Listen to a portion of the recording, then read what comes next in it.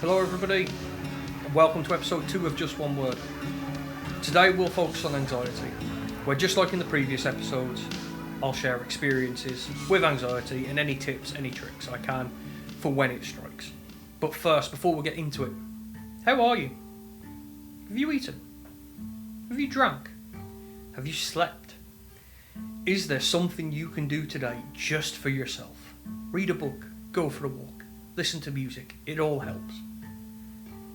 I think the best place to start when we're talking about anxiety is to appreciate it's very similar to depression. It's not a one-size-fits-all illness. A little anxiety can actually help us in our day-to-day lives. I'm not talking there about the anxiety that leaves you dreading outcomes, that questions why we go out to bed, that questions why I'm doing this podcast. No, for that anxiety, I'm talking purely about the little anxiety that stops us making rash decisions and stops us walking out in front of danger. Small amounts of anxiety are completely normal. I promise you it is completely normal. However, when the anxiety starts to take control, this is where it can lead to difficulties in our fight and flight response and our general decision making. Here's an excerpt from The WHO, again, World Health Organization, not the band, on anxiety. Everyone can feel anxious sometimes, but people with anxiety disorders often experience fear and worry that is both intense and excessive. These feelings are typically accompanied by physical tension and other behavioural and cognitive symptoms. They are difficult to control, cause significant distress, and can last a long time if untreated. Anxiety disorders interfere with the daily activities and can impair a person's family, social, work, or school lives. An estimated 4% of the global population currently experience anxiety disorder. In 2019, 301 million people in the world had an anxiety disorder, making anxiety disorders the most common of all mental health disorders.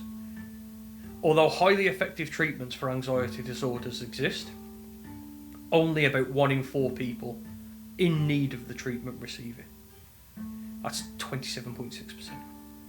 Barriers to this treatment or care include a lack of awareness that this is a treatable health condition, lack of investment in the mental health services, and lack of trained mental health, mental care, healthcare providers, and social stigmas. We are here to break these stigmas. Further on down the WHO website, it mentions a little bit about other symptoms, which I think are very important to highlight. So other symptoms of anxiety disorders may include trouble concentrating or making decisions, feeling irritable, tense or restless, experiencing nausea or abdominal distress, having heart palpitations, sweating, trembling or shaking, trouble sleeping, having a sense of impending danger, panic or doom. Anxiety disorders increase the risk for depression and substance use disorders, as well as the risk of suicidal thoughts and behaviours. I find this really interesting that there are similarities with the symptoms of depression and anxiety. However, anxiety can lead to depression. I would like to focus on a few of these symptoms where I've no problem admitting I've had. As previously mentioned in episode 1, I have a very questionable relationship with sleep. I've been through stages where I have trouble concentrating, and decisions I've made during these times have been rushed at best. This has led me to make mistakes both professionally and personally. I think it is important to note, not all of these mistakes are from anxiety. I am human after all, just like everybody else. We are human, we are capable of making mistakes. I've got a question from Forthwith Life, again the figures. How many times do you think anxiety treatment is searched on the internet per month in the UK? How many times is it Googled?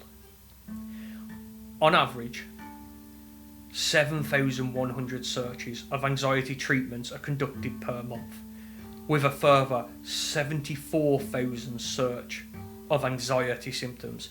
If we blow those figures up to a yearly number, we're looking at 888,000 searches per year on average. This number is starting to get bigger too.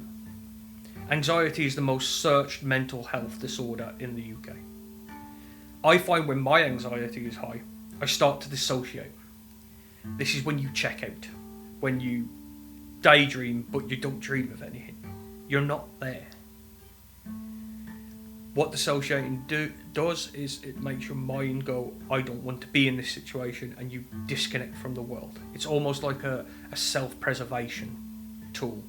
Can be dangerous if you're dissociating in the wrong places. Some tips I have that have been provided to me to try and help with a dissociated state is to eat strong mints when I notice. Use your senses to bring you back to the here and now. What can you smell? What can you see? What can you touch? What can you hear? What can you taste? There are many different ways that people will tell you how to use your senses, but I try to keep it simple, and I just identify a couple of each. So what can we do if our anxiety is bad? I think the first stop, similar to depression, take your prescribed medication. You would if you broke your leg. Consider having discussions with counsellors. They are trained professionals that can help. I know the anxiety surrounding this, however, about seeing counsellors. I can't recommend it enough. Having a conversation about what your thoughts are. Some of these thoughts or waves of anxiety could be triggered from earlier trauma. They might be present and now. Maybe you're just a nervous person. That's okay. It's okay to be nervous, but talking to somebody might help you overcome a bit of those nerves.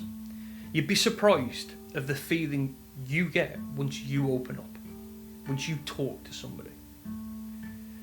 Talking about what makes you anxious will help remove it from the sharpness. So when I say the sharpness, the raw of it, you'll start to become duller to it. We could also have internal conversations sometimes, where it's not always clear why our anxiety is spiking.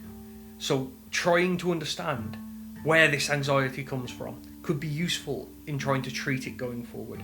I would strongly recommend, if you're going to have an internal conversation with yourself, your inner critic, do it with the support of a professional to ensure you're in the right place. I've done it. It was weird, but it worked wonders. You can also remove yourself from the situation where possible, and sometimes that will help your anxiety ease a bit. Maybe go for some air, go for a walk. For anybody wanting to help somebody who's displaying anxiety, just a hello, a chit chat, a walk and talk might be the help that they need at that time. Might help them open up a bit more to others too. To close off this episode, I would like to invite you to do a very small exercise with me. I want you to breathe with me. I want you to breathe in for the count of 4, hold it for the count of 4, breathe out for the count of 4, and hold it for the count of 4. And repeat. I will click my fingers.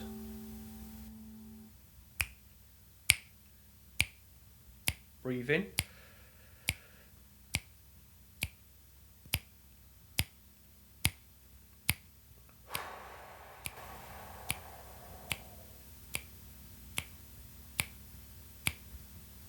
I find doing that over multiples just helps ground me, helps me with my anxiety.